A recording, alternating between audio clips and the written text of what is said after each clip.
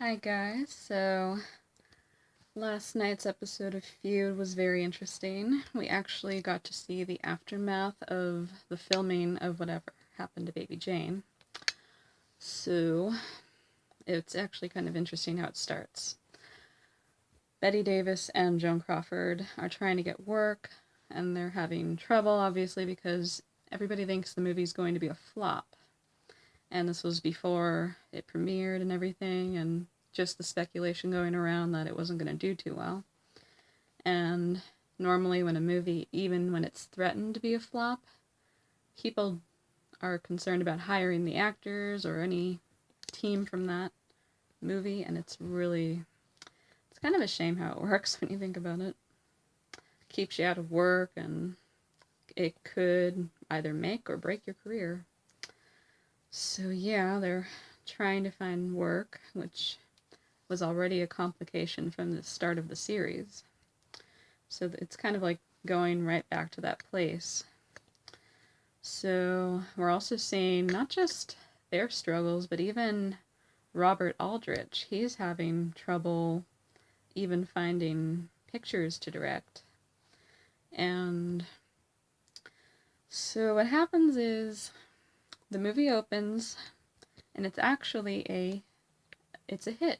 It's a success. And Joan Crawford's actually enjoying the premiere where everybody comes up to her, and it's like it was back in the old days when everybody loved her and adored her, wanted her autograph. So that was actually really nice for her. Unfortunately, she doesn't see it that way the whole time, because she struggles with the success of the film, which was interesting. And I think Olivia de Havilland pointed it out in the interview that Joan had more trouble with success than failure, which is interesting.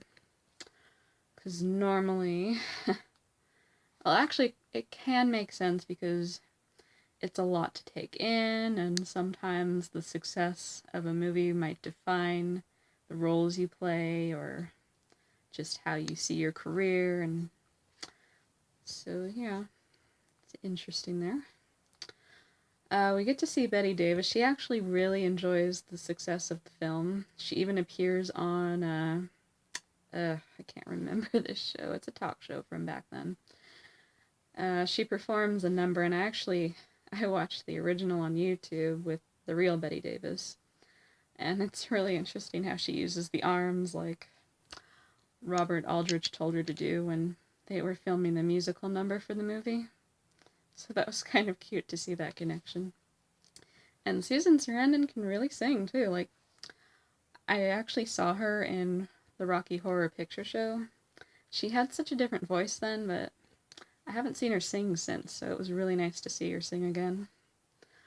So yeah, she's enjoying the success, but at the same time, she's also not finding much work.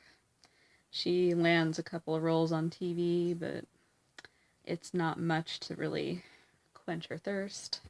And also, TV was considered kind of a low form of entertainment back then, which is interesting because it's actually an equal with film now, which is really nice.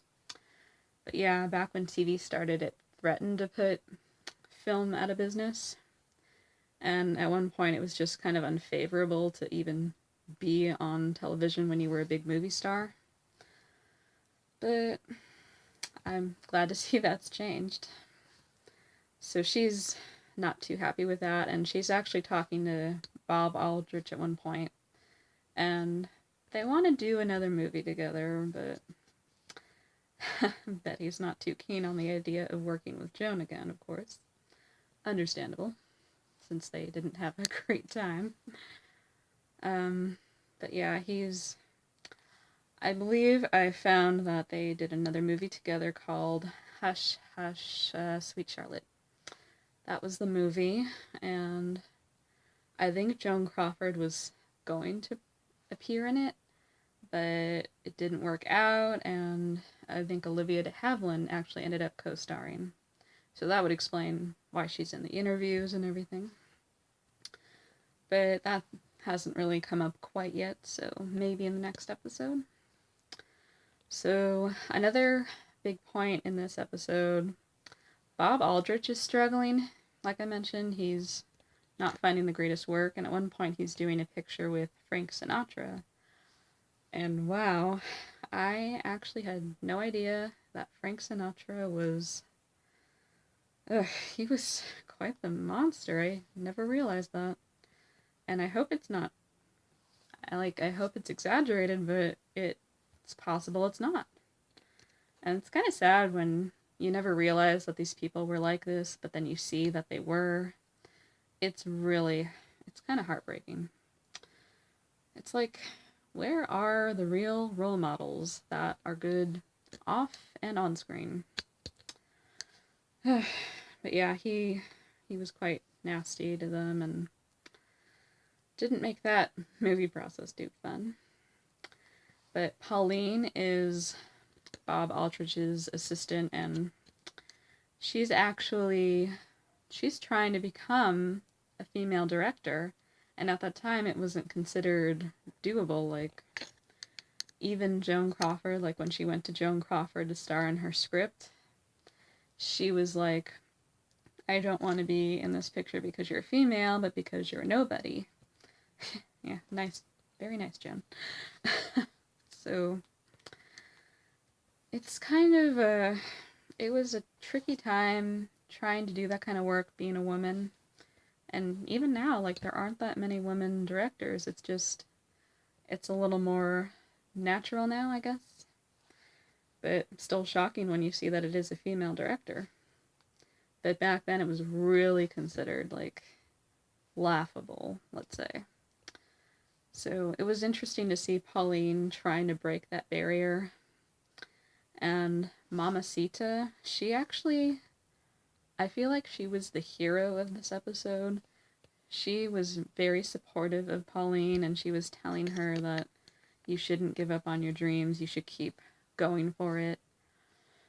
And it's really interesting to see her say these things, and I think it can even apply to today. Like, if there are women out there who want to direct or do things that women don't normally do, then they can. So that really spoke volumes, not just then, but today as well. So yeah, Mamacita she was awesome in this episode. So another point in this episode was the Oscar nominations were coming up, and they were trying to get nominations for both Bette Davis and Joan Crawford. So as you guys know, or may not know, Bette Davis was nominated, Joan Crawford was not. And I actually learned that Joan Crawford made a deal with, I don't know if it was one actress or all of the other nominees in that category, that if they were not there, then she could accept their award. And that was kind of her way of, basking in the light. So in the promo for next episode, it looks like it might be Hedda Hopper's idea to do that. Whether that's true or not, I don't know. But it'll be interesting to see how that plays out. But the way that Joan Crawford learned, it was the very end of the episode. She woke up, all of the phones were off of the receivers, and I'm thinking, uh-oh, what happened to Mamacita? And it's a silly thing to think, but she's not finding her anywhere, so I was actually genuinely concerned. And so she gets to her living room, and she finds the third phone off the receiver, and she turns and sees Mamacita, and Mamacita tells her that she should sit down for the news, and you just basically hear Joan Crawford screaming. So she has learned at that point that she has not been nominated, and Bette Davis has.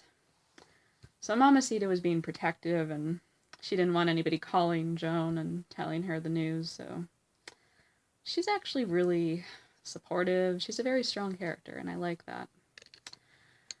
But yeah.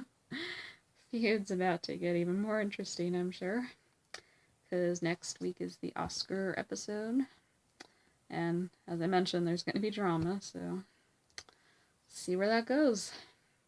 All right, I'm going to leave it here, and I hope you guys have a good day. I'll talk to you later. Bye.